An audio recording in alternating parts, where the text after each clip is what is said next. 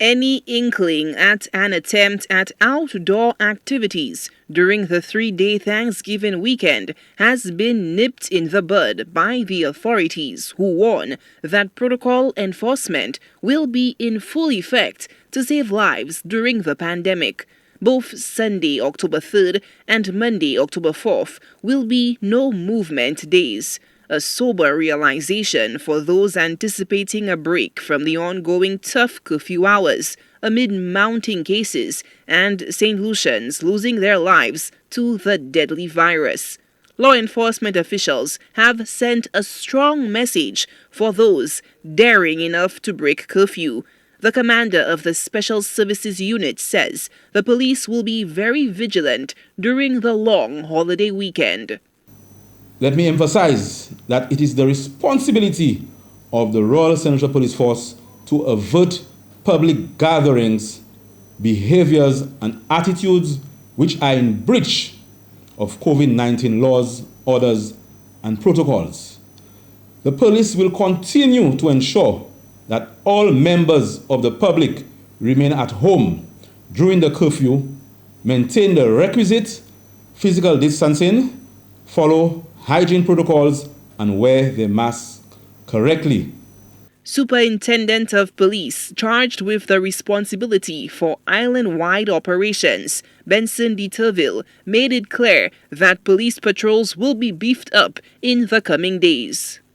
The Royal St. Lucia Police Force, in addition, will continue to provide a visible police presence with a view to preventing and responding to crime and deviant behavior and enforcement of the COVID-19 Act and its related regulations, orders, and protocols, whilst exercising patience and discretion and observing the rule of law and the human rights of all. The law will not only be applied to unauthorized curfew breakers, but holders of the NEMO passes who abuse the system.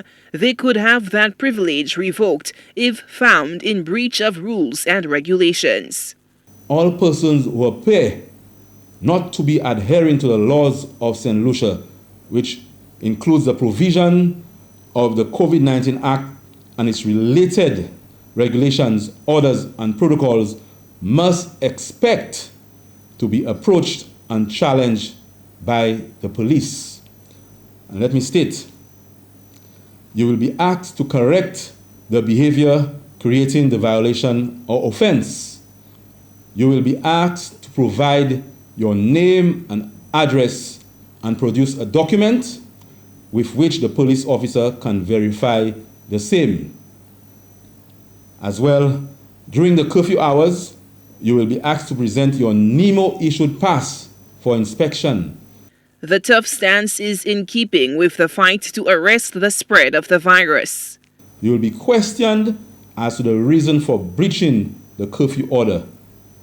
If it is determined or suspected that you are not commuting to or from work, you will be arrested or complaint may be lodged against you, and your NEMO-issued pass will be seized on behalf of NEMO. Police checkpoints are also expected to deter criminal activity. Your mere movement outside or during the no movement order is sufficient grounds for the police to search you and your vehicle. Businesses who remain open past the stipulated closing times will have their licenses suspended or revoked, and owners and/or operators as well as patrons will be arrested and prosecuted. The Royal St. Lucia Police Force therefore implores members of the public, including police officers and other essential workers, to adhere to all the laws of St. Lucia, cooperate with law enforcement officers by obeying all lawful commands and instructions given, and play our part in keeping our island safe and secure. Zola Alfred, HCS News Force.